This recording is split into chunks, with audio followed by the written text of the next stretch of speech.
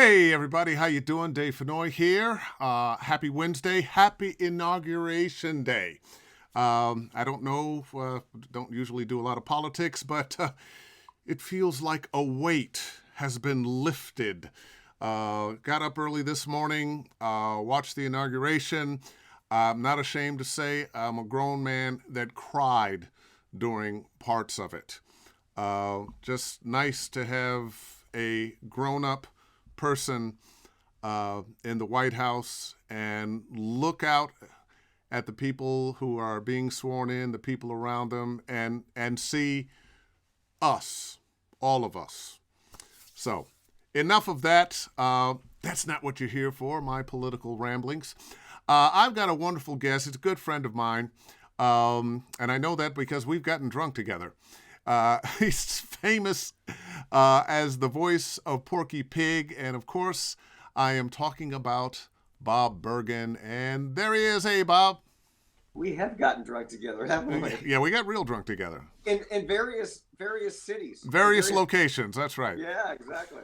We should do this as a thing around the world. Let's go to London. I do have a nice gin on the rocks. So I won't go drunk, but I'm going to go festive. Oh, there you go. Well, I've got coffee. And happy birthday for your coffee. Thank you so much. Joe Biden, what a birthday gift. Joe and Kamala.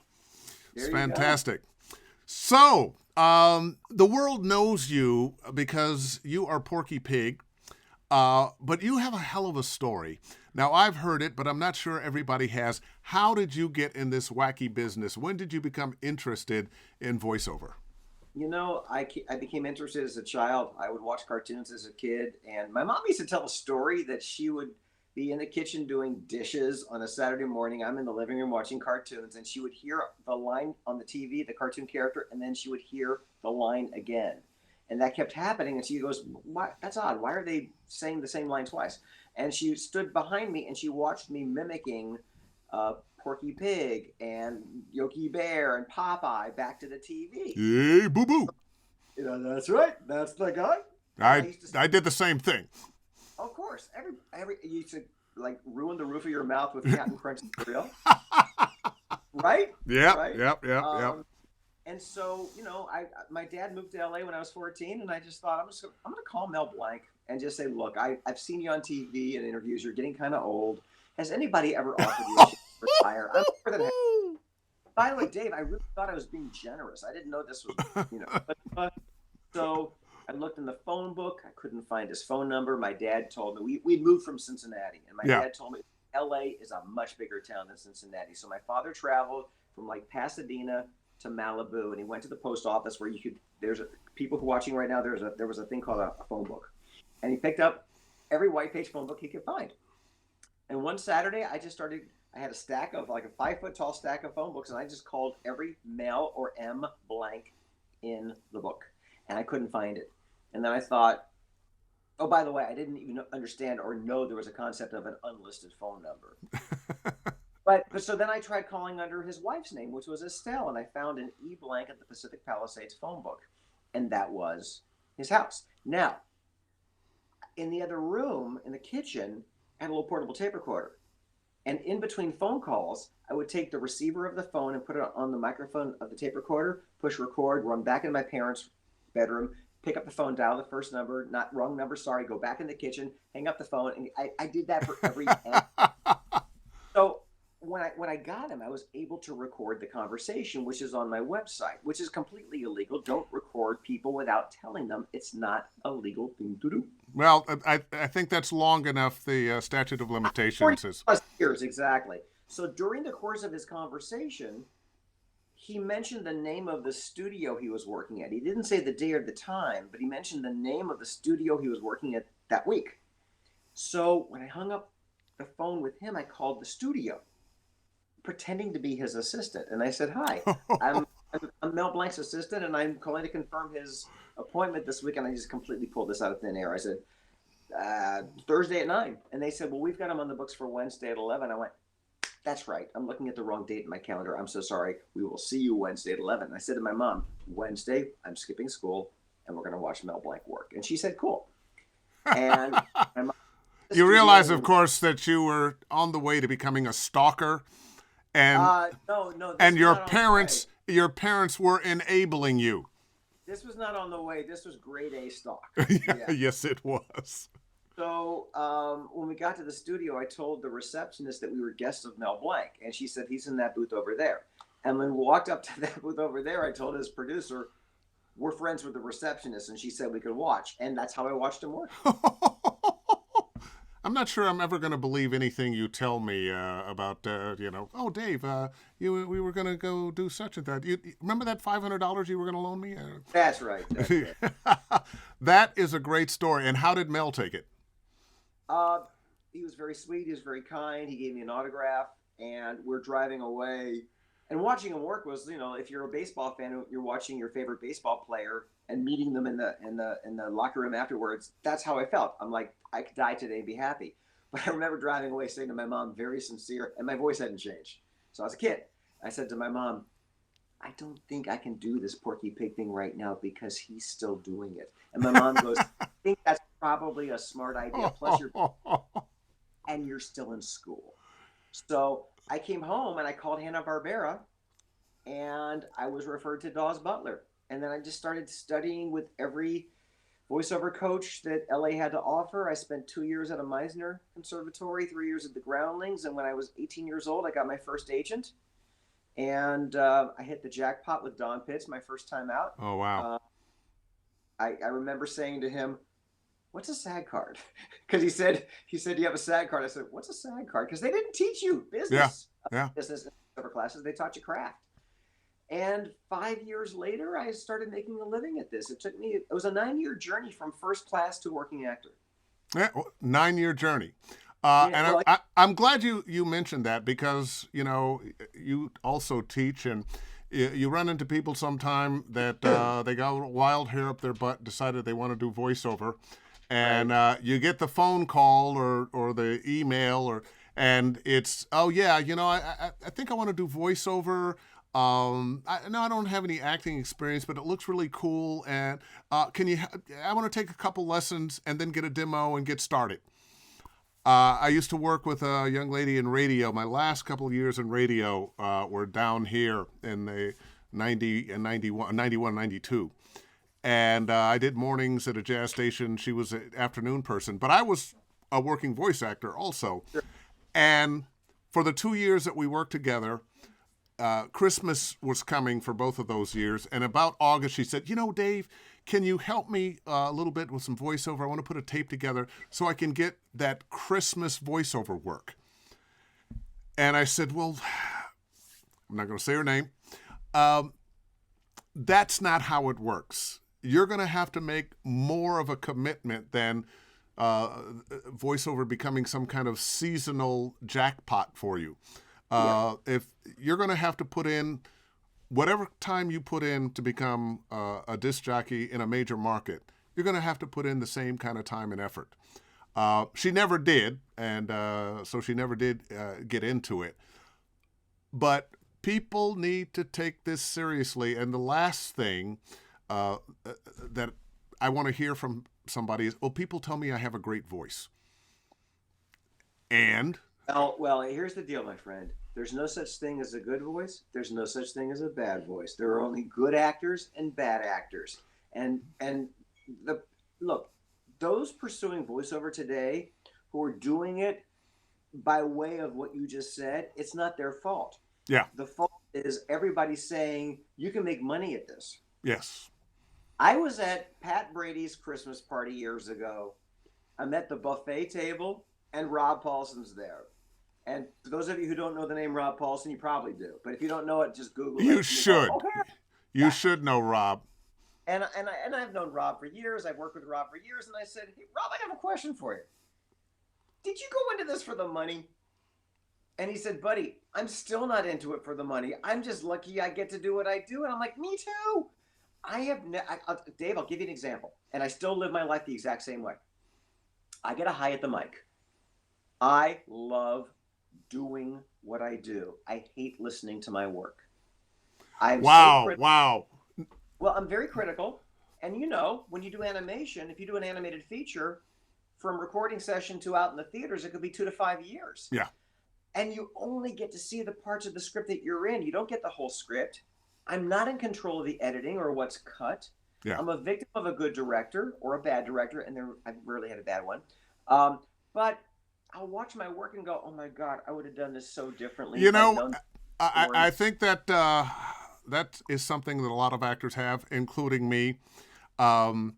I'm not the person that wants to go and listen to the final cut of things that I've done. I enjoy doing the work. Yeah. I'm still a little sad at the end of every session. Oh, buddy, it's like, if you do a play and it's closing night. I know. I get that too. I remember the first job I did was in the early 80s. It was a cartoon called Spider-Man and His Amazing Friends. And I had a blast. And I was sandwiched in between Frank Welker and Michael Bell. And as far as I was concerned, it was God and Jesus. Okay?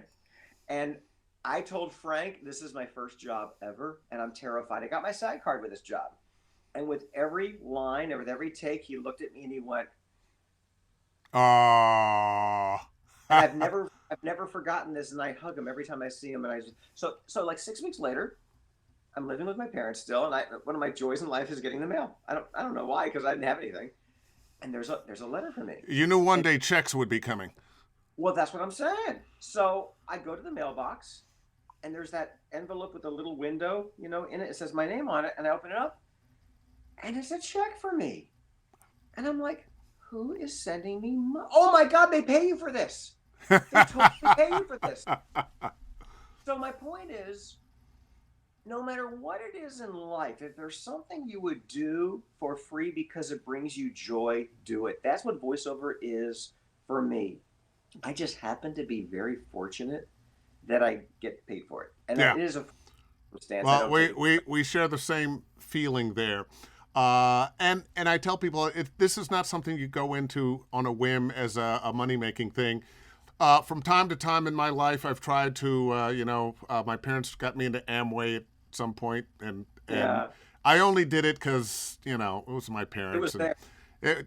And I didn't really want to do it. But, okay, the money looks good.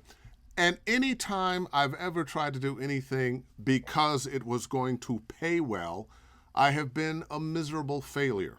When I do things that I love, the money just comes.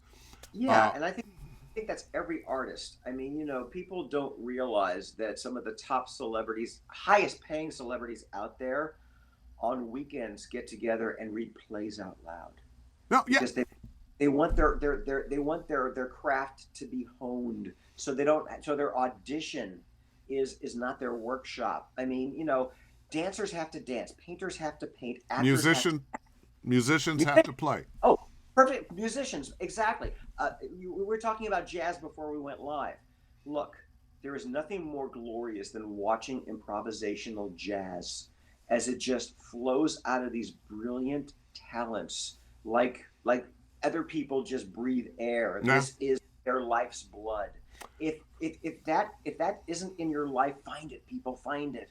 Yeah, I have a lot of musician friends. I was a musician for a long time. I went to Howard HU, Kamala.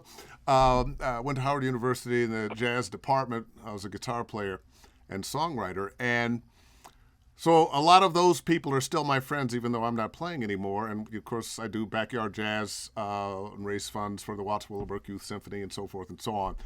But I can't tell you how many picnics, parties I've gone to at jazz players' houses, my musician friends' houses, and a concert breaks out. Spontaneously. Guys bring their axes, and you're talking about some of the top musicians in the world, people that play on American Idol, Name That Toon, have played with Whitney Houston, just anybody you can imagine. The people I know have played with them. They're not the famous people, but they're the people who play behind the famous people. And I want to go back to what you said about your friend who thought I can make a living for doing Christmas voiceovers. Yes. I did a panel at Comic-Con with a slew of everybody from Steve Bloom, D. Bradley Baker, and somebody asked about Hacks. I know, right? Hacks. Don DiMaggio. It was a great. Yeah. It was a lovely group.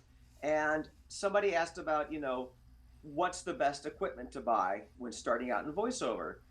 And Dee said, "Well, what's your background? Have you trained? Do you have a demo? Do you have a website? Do you have an agent?" And he said, "No, but I need to get started, so I need good equipment." And Dee had the best line I've ever heard, and I use it in my class now.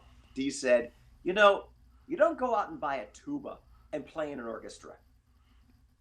Just because you have the equipment doesn't mean you're brilliant at using it. Yeah. Learn how to use the tuba, become brilliant at the tuba, and then apply at the orchestra." Yeah. It's the story I always heard was just because you have a Stradivarius violin doesn't mean it's going to sound great. You got to know how to play that sucker. And by the way, what people don't understand about you and I and everybody, all of our contemporaries, and I'm knocking wood right now, if you can hear that. I am blessed. I am fortunate that I get to do what I love, and I have been for many, many years. We audition every day. Every day. Every... I'm glad you brought that up. I hear from people all the time that will say, well, it'll be a black guy in my voice range, and they'll find out I auditioned for something that they're all, oh, man, I'm never going to get it. And I'm like, don't tell yourself that. Yeah. They may go, oh, yeah, let's hire Dave Fennoy. We know he's a proven entity, blah, blah, blah, perfect for the role, da-da-da-da-da. But they might go, he's been on so much stuff. Let's get a new voice. You don't know. Your job is to turn in great auditions. I actually think that's our job. Because when we're on the job. Yes, exactly. When we're on the job, we're having fun. Well, here's the deal. The audition's more difficult. You've got to be more creative at the audition, because your audition is literally just an opportunity to convince them that you're right for it. And then you get the job, and they might peel away 50% of that creativity that got you in the room, but you're in the room. You're going to get paid. Speaking of which, you're talking about the kid with equipment. Now, I know that you did not really have a home studio before the pandemic. Well, I'll show you what I have. I don't know if you can see this. I don't know. I see your computer. That's my booth right there. See my booth? That's my booth. Oh, okay, yeah. With the signed Mel Blanc? Yep, with the signed Mel Blanc, which he gave me, not that size, I had it blown up. He gave me that when I went to see him. He writes big. He writes huge. I bought that booth from Randy Thomas when Randy Thomas moved to Florida. God bless her. I needed something soundproof, but I just used it for auditions. Then we got a virus. Have you heard there's a virus? Oh, I heard it was a pandemic. Is that the word? Peter Pan. No, not Peter Pan. Pancreas. It's your pancreas. So I'm on a ton of shows, lots of animated features, games, etc. And all of a sudden, we're homebound. And I'm going to do a plug for my buddy, Tim Friedlander. I contacted Tim, and literally within 10 days over Skype, I upgraded. I got a Apollo Twin. I got Source Connect. And by the way, when it comes to technology, here's what I know: on a light switch, that's on, that's off. That's it. That's me. Okay. But I had to, if I wanted to be in the game, I had to upgrade my studio, and I had to upgrade. You had to learn some things. Yeah. But you didn't have to learn everything. You had to learn enough to be able to turn it on, get the right volume, the right input volume, things to record, get that recording, turn it into an MP3, a WAV file, Well, okay, so that's sort of stuff I've always done with auditions. Here was my learning curve. This show just wants you to record on Twisted Wave. We'll direct you on Zoom and just send us the file. This show wants Source Connect. This show wants to record on Zoom. This one wants connection open. Everybody wanted it a little bit different. I live with that every day. Of course you do, and probably have for decades, because this is your world. Now, here's the cool thing.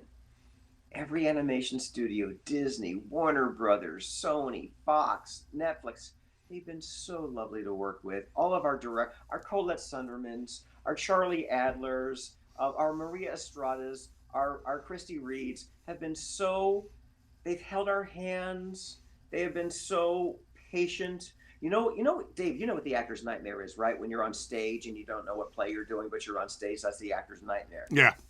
My actor's my actor's nightmare is finishing the world's greatest animation session, walking out of my booth and realizing I forgot to push record. Oh, yeah, that would be a little tough. But Mine is never that I forgot to record. It's that in about to bounce the disc, I somehow erased it all. But of course, you can always get it back.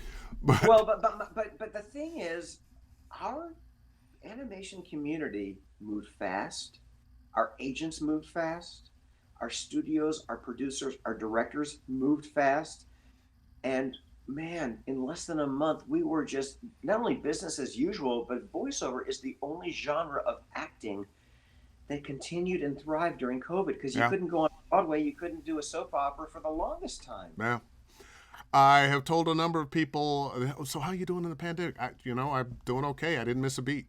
For about 3 weeks, video game work went away.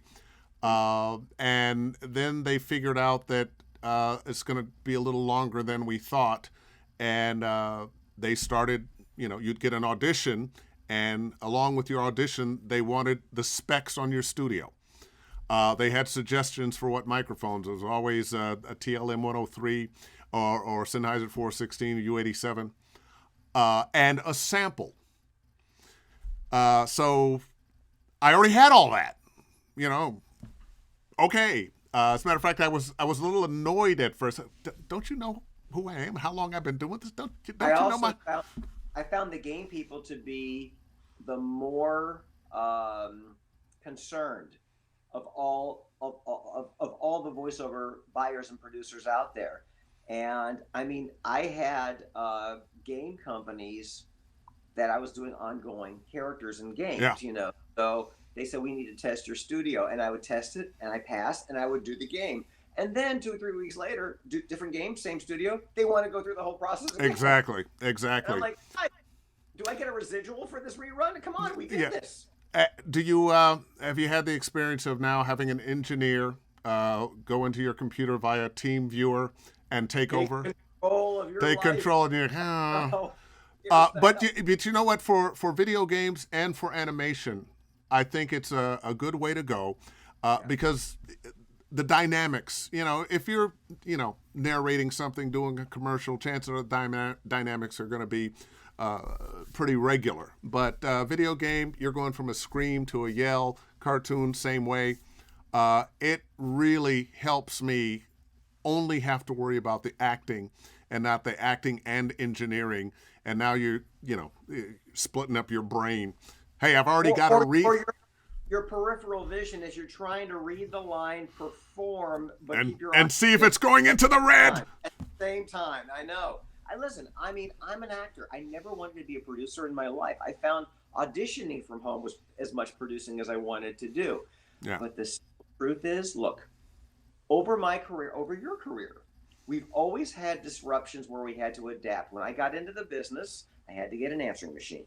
And then a few years later, I had to get a pager. And then a few years later, I had to get a cell phone. And a few years later, I had the internet and email. So all of a sudden, due to a pandemic, we had to immediately adapt to this disruption and have this broadcast quality home studio. It used to be an option for whether you wanted it or were ready. It became an option to stay working and relevant. Yeah. We never had something like this fast, this drastic. But you know what? Aren't we lucky we could? Aren't we lucky that we could continue doing what we did? Man. I absolutely love it. And speaking of a couple other questions. Now, Porky Pig, it's what you wave in the air. Hey, I'm the voice of Porky Pig.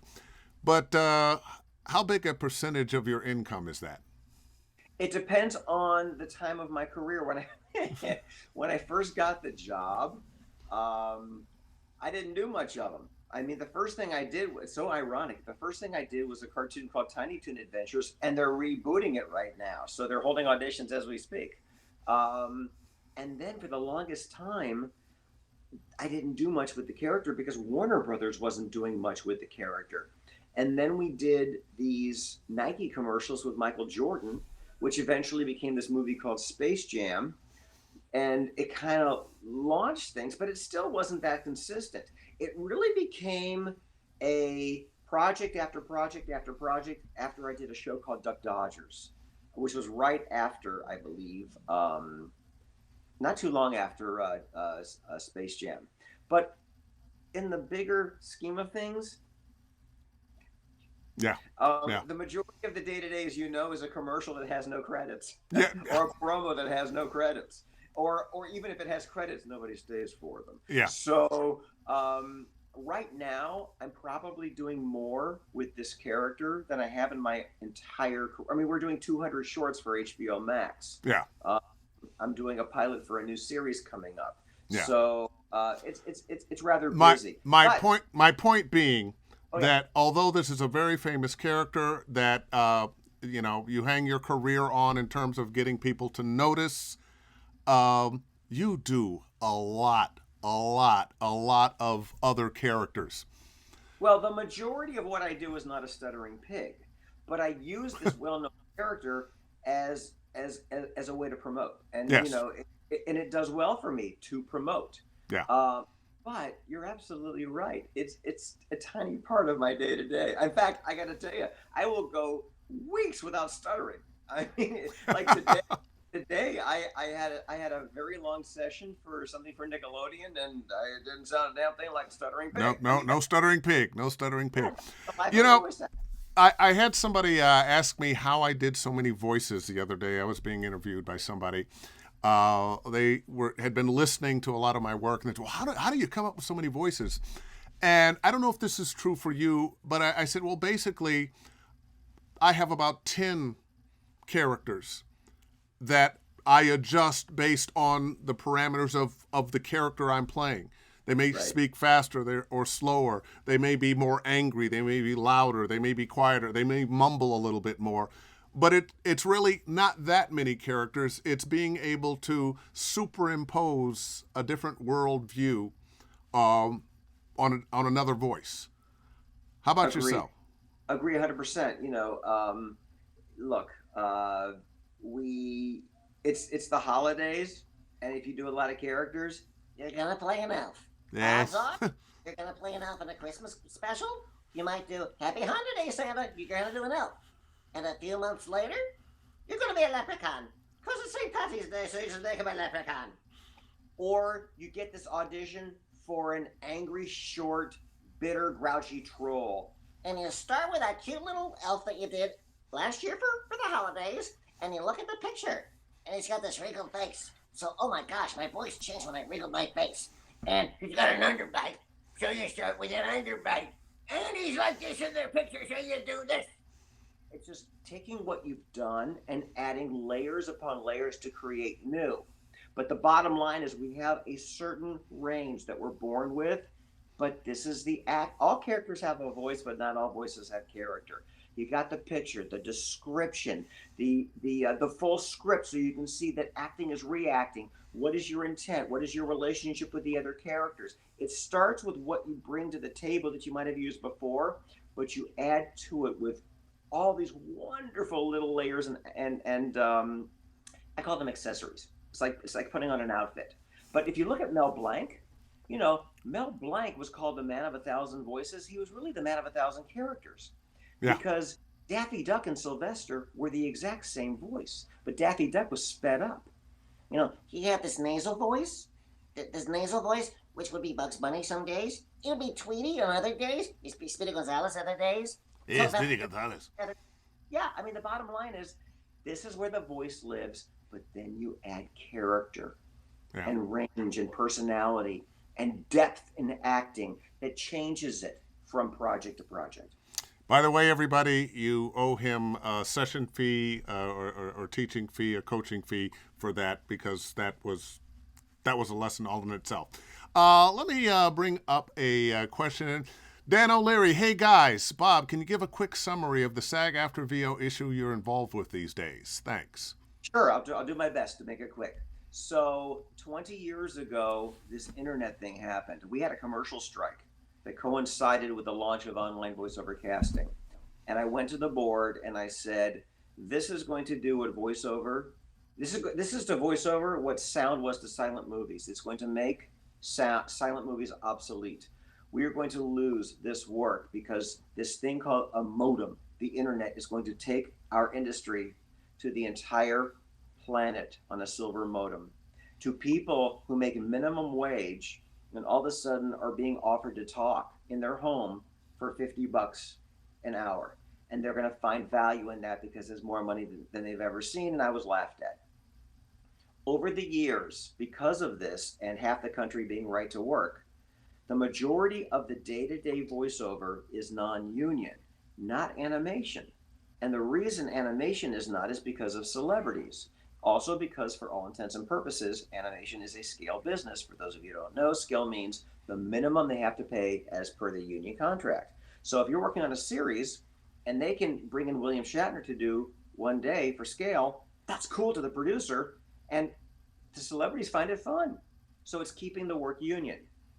So I have out there in the world right now a petition. All right, I'm gonna backpedal just a little bit.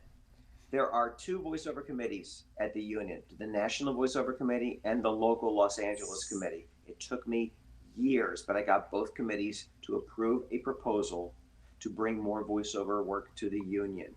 It's radical, and I'm not going to go into the details. If you go on my Facebook page, you can read all about it.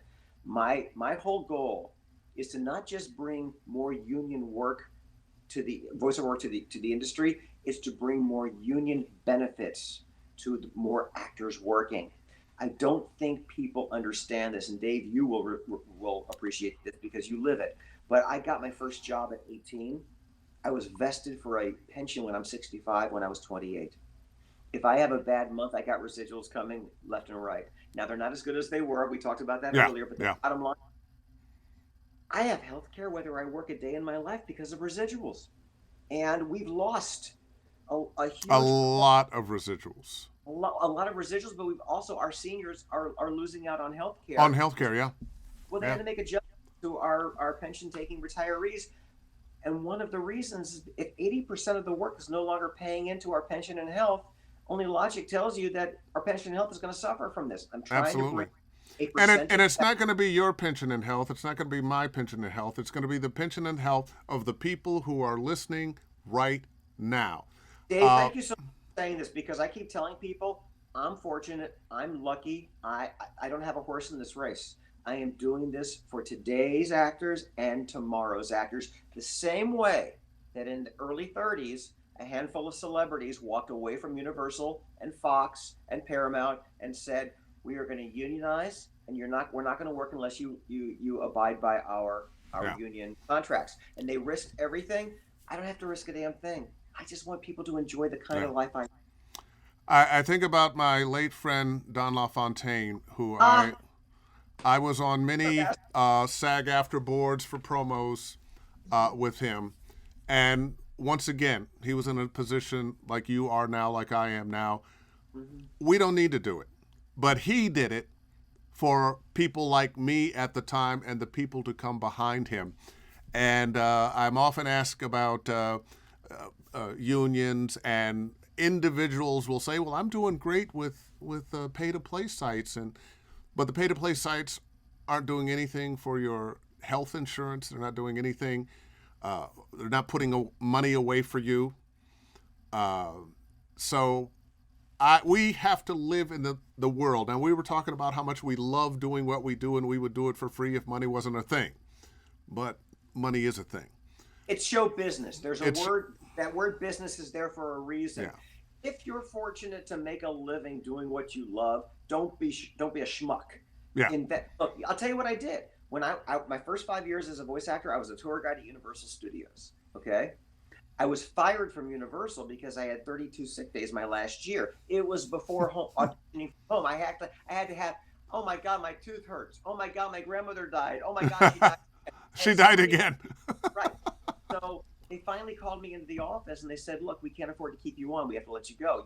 You're working too much as a voice actor. And I was terrified to leave the security of a 9 to 5. And I said, well, what if the voiceover stops? And they said, well, you can come back. Well, here was my 5-year plan. I paid my bills as a tour guide. I banked everything I ever made in voiceover. And I made benefits from year one. So I looked at my bank account and I was like, I've got 2 years of living expenses saved. Rent, insurance, car insurance, electricity. I've got 2 years to go full time. Let's see what happens. It was the greatest thing that could have happened to me, being kicked out of the day job. But my lesson here, guys, is look, if you want to be a professional and work at the level that Dave and I do, you can. But it takes hard work, sacrifice, commitment, and risk. You don't have to do this, but if you really don't make excuses. Yeah. Don't say, well, I can't move to LA. I mean, I'm getting paid on Fiverr. And what are the chances? You know what? We had no chances. We had no People told me I was crazy to leave San Francisco, where I'd been a morning jock and could get another job on another radio station, to come here without a job to pursue voiceover. And I did have to go back on the radio for a couple years at a jazz station. But after that couple years, I have never looked back. And voiceover been very, very good to me, man. And I don't take it for granted. No. But to finish what I was saying, I implore all of you who are not in the union yet to get yourself in a position where you can get in the union yet, and support people in the union. And we're living in the world as it is. We are not the only ones that have to look at becoming union members so that we can bargain collectively. There has been a 50-year war against working people of all jobs. When they tell you, oh, it's a right-to-work state, no, that's a misnomer. It's a right to pay you less state. Somehow their paying you less is not going to mean you're going to make more. And just saying. I will say this. I do respect and appreciate what the business model of the union has been since the Screen Actors Guild represented screen actors. At that time, if Screen Actors Guild went on strike, the town shut down because the only thing we had was screen actors. Didn't have television at the time. But unfortunately, they're still kind of hold. Well, they're stuck in a time warp. What's this thing called the internet? They actually allowed this work to go away from the union because they were too stuck in their own bubble and doing it the way it's always been done. Yeah. And I actually have caused a great deal of consternation. I have indeed. And asked me if I care. So listen, I don't know what's going to happen from this. My goal is that it doesn't happen at a snail's pace the way the union usually operates. Yeah. But if nothing happens, I can go to my grave and say I tried. Yeah. But if something happens, I can go to my grave going, oh, my lovely future generation of actors, enjoy these benefits because, my God, I am so blessed to have them. Yeah, absolutely. Got another question here. Let's see. LC Brothers here. I want to be a SAG member. Is there any way they can make SAG after fees more affordable? Non-union people who are working as voice actors but aren't making big money yet can join. So I can join. I will. Lisa, thank you for your question. I will share with you a shortcut version of what my proposal is because it kind of answers your question. So the non-union voiceover community makes a lot of money. They rarely see a union audition. They see lots of non-union auditions. They don't see enough union auditions to even qualify to join, let alone honor just working union. So my proposal is to invite anybody who wants to be a member of SAG-AFTRA. Pay $50 a month for 5 years until their $3,000 initiation is paid off. During those 5 years, they may retain their non-union business, while when they're comfortable, if it feels okay, let the organizing department at the union know who their non-union buyers are so we can try to organize them. So over those 5 years, over the 5 to whatever years it takes to implement this, we have a synergy, a well-oiled machine, a Monday through Friday, 8-hour-a-day organizing rather than the piecemeal organizing that traditionally the unions have done. But this way, the actors who can't afford $3,000 up front can pay over time, retain their non-union work, and if I'm telling you right now, those couple of union jobs, as soon as you see those benefits, you're going to go, I want more of these. And generally, as soon as you see how much more you're being paid for union work than non-union work. Well, I got to be honest with you, my friend. Sometimes non-union pays a hell of a lot more. It really does. And the non-union world is making more statistically on sessions than we are. What they're not getting is the health benefits and the retirement. And if you put all that money together, we are getting a lot more. But these are people that never saw benefits. It's a generation gap. Yeah. They never expected them. And at the union in leadership, they have no idea the kind of money the non-union world is making. If I can get a tiny percentage of the non-union world to start getting the love that we get from the union and go, I want more of this. I want it to be like cocaine. I want it to be like a drug. That's always been there. I want more. Spread the love, share the wealth, and let's get this. It eroded over 20 years. We can reverse it. Yeah. Got a question here from Michael Sessoms. What's your opinion of FICOR? It's a great question. It's a non-issue anymore. So when I got into the business, there was a stigma on the person that went FICOR or the person that worked off the card, and here's why. Even the producers, even the networks, even the studios thought the FICOR actor was lesser than.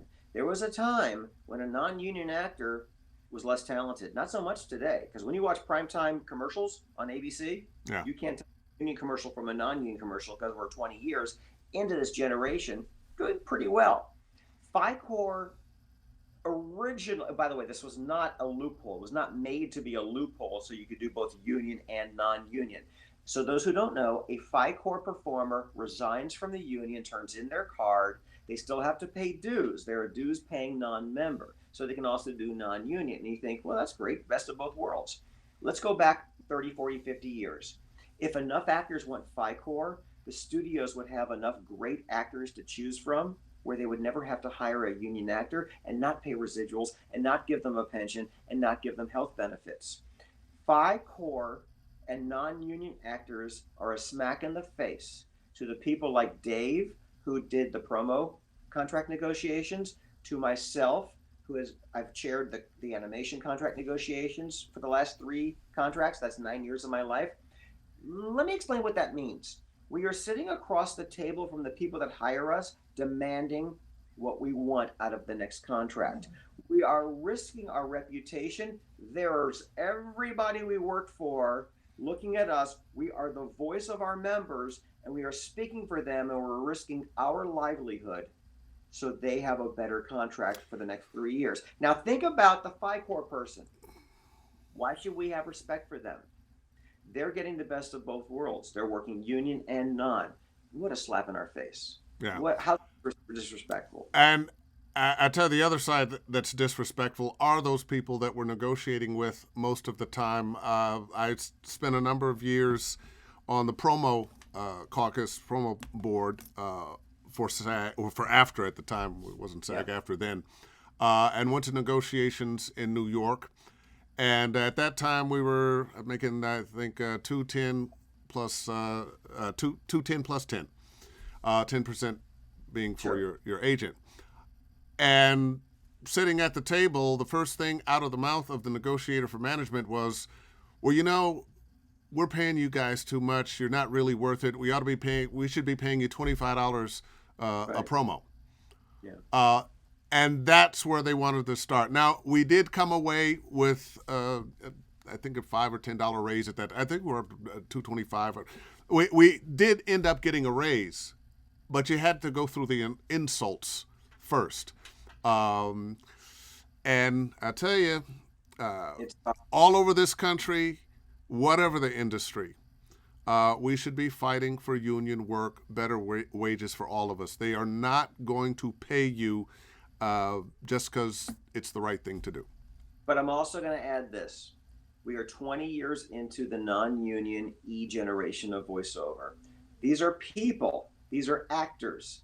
There were agents that for years were begging the union, please step in, it's going away. And the union ignored them. They ignored the power of the internet. FICOR, it's interesting. The majority of the people who had the voice actors who had FICOR around the country did it as the honorable option rather than working off the card, rather than behind the backs and doing non-union while you're a union person. They really thought that they were doing the right thing. To be honest, I do too. But the simple fact is the union allowed the work to erode, and they now own the industry, and we let it happen. It is up to us to get it back, and it's up to us to give them the incentives to join us. So there will be two fights. One is with the people who are doing the hiring to get them to go union, and one is with the union to get them to stay current. This was one of I tell people, you go union, go union, go union. Does that make me think the union's perfect? No, I know it's not. But we can make it better. We might have to drag them kicking and screaming. But we can make. We were talking before. I remember when DVDs started coming out. With hey, we need to get paid for these DVDs that we're on, and okay, we'll get around to it. Well, they finally got a contract with DVDs, but by that time, now DVDs aren't a thing. Everything's streaming. So it's like no. Yeah. Buddy, I'm only 3 weeks into this petition proposal thing. I haven't seen you in a while, but buddy, do you remember any gray hair on this head? This is 3 weeks old. I'm telling you right now, it's been 3 weeks since this popped up. Yeah. I have a quick question. Now, that person that, if this proposal goes through, people are paying $50 a month, do they get anything besides the opportunity to join the union slowly? They can join right away. They just can pay off their initiation slowly. Oh, okay. So they're doing union right away so they can do union work. They can continue to do non-union work. Some of these people have monthly retainers of a non-union buyer that is paying them, $500, $1,000, $1,500, $2,000 a month. They're the voice of a product that we can't tell them to walk away from. Yes, no, you can't honor our global rule 1 when they don't see enough union opportunities. And my goal is that over 5 to 7, 8 years, we have enough more union work coming in that all of a sudden it starts. This is their non-union career, and this is their union career, and it starts to do this. Yeah, which is just what we wanted to do. But I'll tell you this: if we do nothing, if we keep it status quo, it's just going to keep eroding. And those of us you will be fine because your pension. I will be fine because of my pension.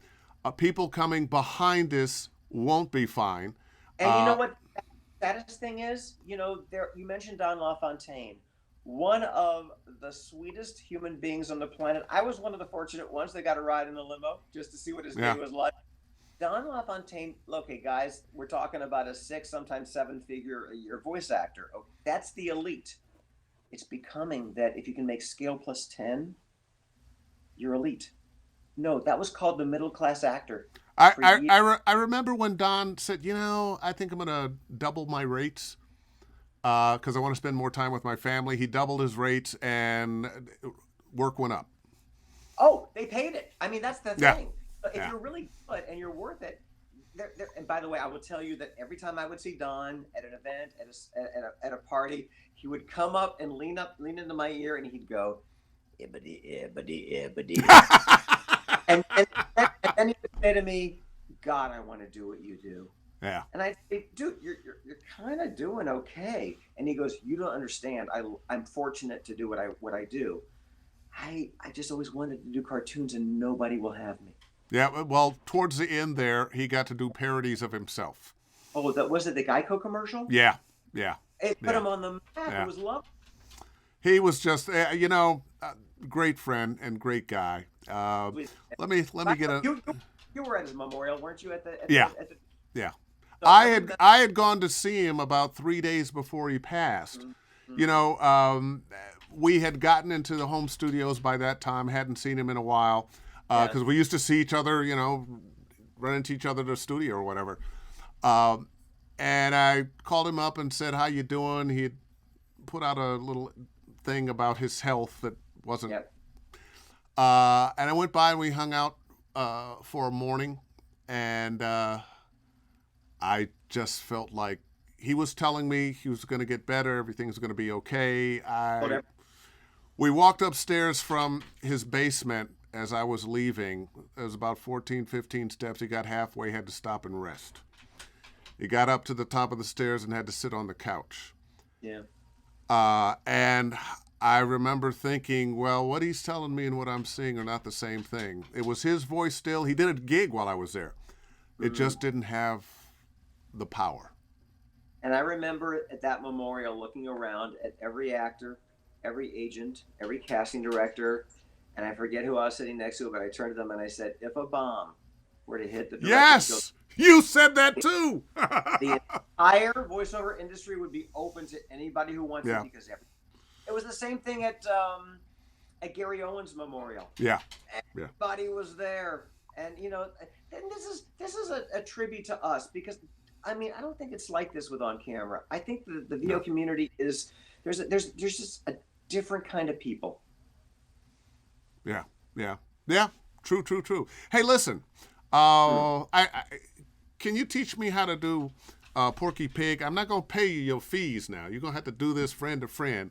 But what's the technique? The Porky Pig technique? It's the same formula for every word. So I'm going to teach you how to say Dave Fennoy. Okay. Okay. Are you ready? First of all, say Dave. They say Dave Fennoy. Dave Fennoy. All right. Now say Dave. Dave. All right. So now I'm going to teach you how to Porky Pig Dave. So it's 4 sounds in the word. And if you count it out with your fingers, it's going to be a little bit easier. If you don't, you're going to get messed up in your head. So go Edda, edda di, edda di. That's very good. Edda di,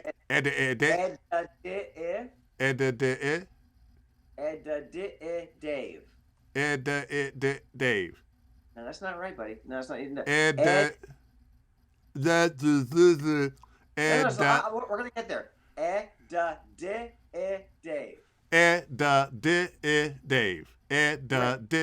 Dave. Great. The third sound is Dave. Dave. You got that down. Now, Wrinkle your nose so it sounds sort of nasally. All right? Dave. great. Now on the third sound, push that a little bit more. Dave. Dave. Now we're gonna go to Fennoy. It's the same formula. Fennoy. Fennoy.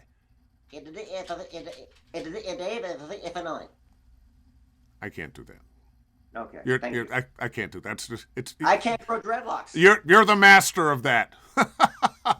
Fantastic. We got a couple minutes left. Let's see. Megan Sullivan, hearing these stories reminds me of why I hesitated to join the union. I hear nasty stories of the way actors are treated by agents and people in Hollywood. I don't know if I can take that kind of constant, terrible abuse. I was already told by someone I admired I'm going to fail. Wow, it pisses me off that somebody would, you're going to fail. Megan, an agent being a jerk is not the union. Those are two different. And by the way, if an agent is a jerk, that doesn't mean a casting director is going to be a jerk or a producer is going to be a jerk. All right, I'm going to share something with you that I learned from Jay Leno. It's hard to be an actor. It's hard to get in the union. It's hard to get an agent. It's hard to get your first job, and it's hard to make a living at this. And it's been that way since Shakespeare's days. So here's the deal. Do you want to do this? Great. The business is going to be there. If the fear of people being nasty keeps you away, you're not right for this business. They're going to, if you want to go into medicine, there are asshole doctors, okay? I'm just saying, there are jerks everywhere. So you can't let, oh my God, they might be mean to me, keep you from doing what you love. You don't have to care what they think of you either or what they say. That's in your control. Be in control of your own happiness. But don't let somebody else being a jerk affect you. That's your choice. And this is a career where we're going to hear way more no's than we're going to hear yeses. You said it. Did we say this before we went on the air? And I think you said it. Our job is to audition. Yes. Our job is to audition. If you book it, that's a fortunate circumstance that probably is not in your favor. What would you say your booking rate is? Percentage of auditions? God, I've never even thought about it. People ask me that all the time. You know, I it's never- funny because I don't really think about it much either, but No. I know that. But do you think you book more? Do you think you book more than 50% of what you audition for? I don't know, but I will tell you this: bookings beget bookings. If you're not working, there's a the mic.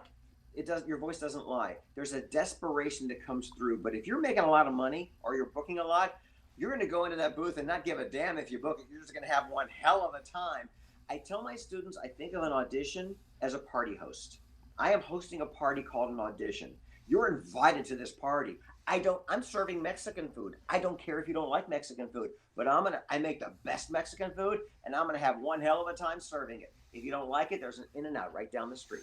But So- I don't care if you go to In-N-Out. So let me ask you this: when you get the specs, do you try to give them what you want, or do you trust your instincts?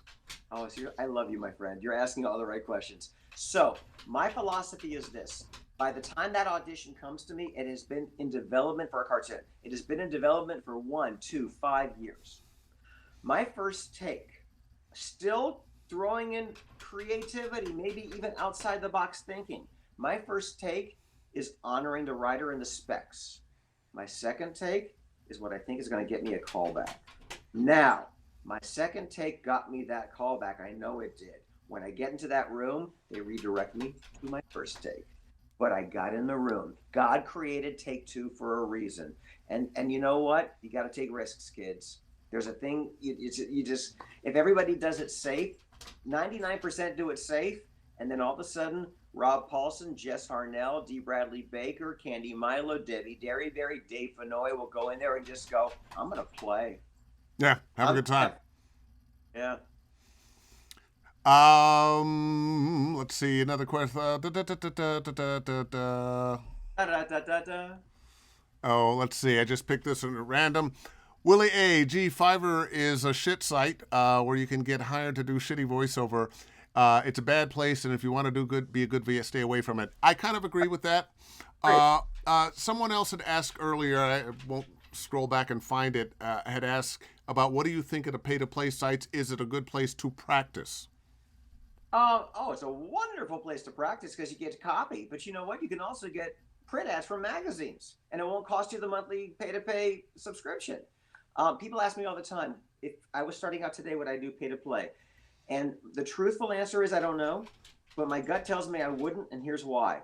I wanted to play with the Don Messick's and Dawes Butlers of the world.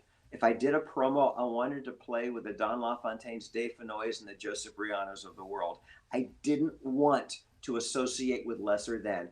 I know you're running out of time, but I'll leave you with this. I was in all-day Saturday workouts when I was age 16 to 18.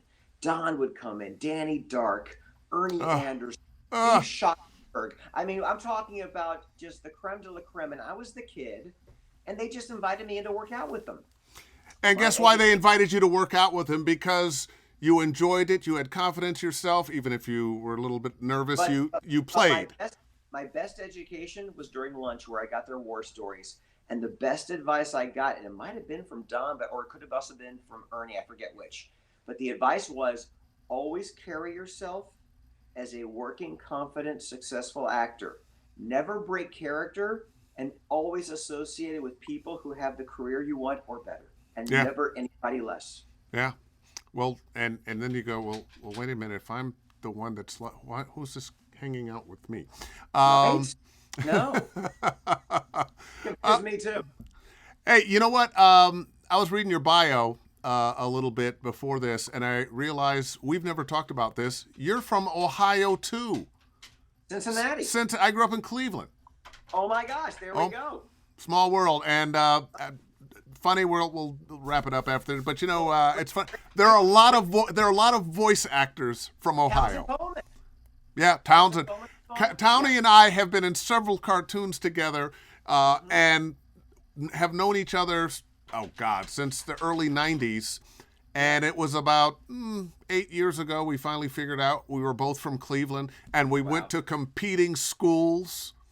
No kidding. I played football. You know, I was on the football team. I played foot. He was a year or so behind me, but I played football against his. We used to trounce them. Small, small, small, small world. It really is. Ernie Anderson, Ohio guy. Anderson, Tim Conway. Tim Conway. As a matter of fact, they used to hang out. Well, Anyway. Hey, listen. I promised you 7 o'clock. It just hit the 7 o'clock bell. You don't know how helpful you have been with so many people. Or maybe you do. But Bob, love you. When this pandemic thing is over, we got to go get drunk again. In person, buddy. There you go. And there you go. Happy birthday! Oh, thank you. Woo-hoo! And for those who want to know how old I am, old enough to know better, young enough not to care. You've got a dreadlock for every year. Wow, that's a lot of dreadlocks. There you go. All right, I will see you. Good to have you here. And let's see, go back to this camera. And everybody else, thank you so much. Back again next week. Ask Dave Fennoy anything. And I'll look forward to seeing you then. And Bob, once again, bye-bye.